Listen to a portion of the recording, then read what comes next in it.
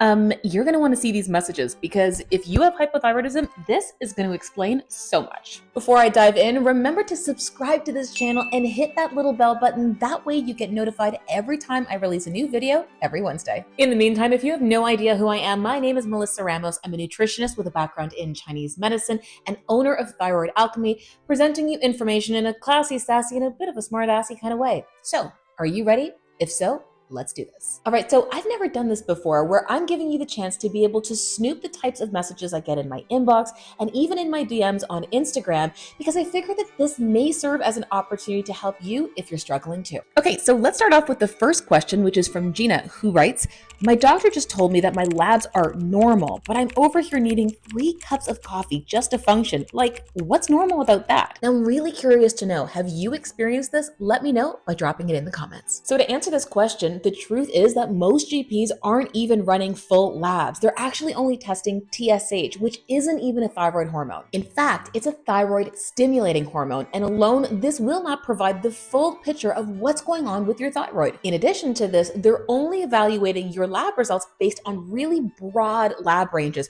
which are outdated from 60, 70 years ago and are based on a sick population. In fact, by the time that you are outside of those ranges, your issue has likely gone chronic. This is why in the Sisterhood membership, our members receive a listing of what types of blood work that they need to get done, and most importantly, where to get it through our contacts, whether they live in Canada, the US, the UK, or even in Australia. From there, they're able to book a consult in our online private practice so that they can have these results reviewed by one of our practitioners to go over next steps from a functional medical perspective. And in some cases, you may need a natural bioidentical progesterone, which declines after the age of 35, and progesterone really helps to support our thyroid health. And no worries, we have resources for that as well. Oh, and side note, if you want to learn more about the Sisterhood membership, click the link in the caption to receive instant access. The next question I have is from Petra, who writes, my anxiety is through the roof, and sometimes I swing into depressive states. The only thing my doctor is recommending is antidepressants. Is that my only hope? Not even a bit, especially since a 2022 review found that there is no clear evidence to support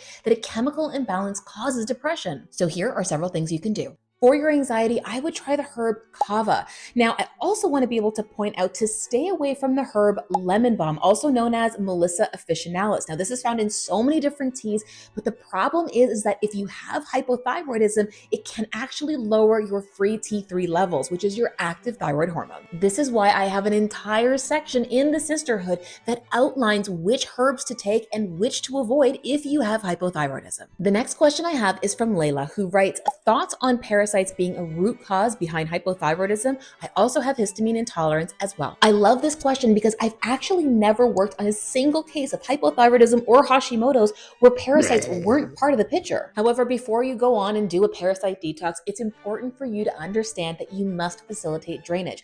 Otherwise, it's kind of like kicking out a drunk guy from a bar with the doors locked. From a drainage perspective, incorporate castor oil packs or coffee enemas to promote bile flow, magnesium citrate for the bowels, or even dry skin brushing for the lymphatic system. In the Sisterhood membership, we actually have protocols for drainage and anti-parasitic work, along with tools to be able to support you because you have histamine intolerance. The great thing about the Sisterhood is that not only will it serve you, but it'll also serve your family as well. So if you want more details, make sure to click the link in the caption below. In the meantime, if you love this video, do me a favor and give it a thumbs up, subscribe to this channel, and share this video with someone who just might need it. Until next time, see ya!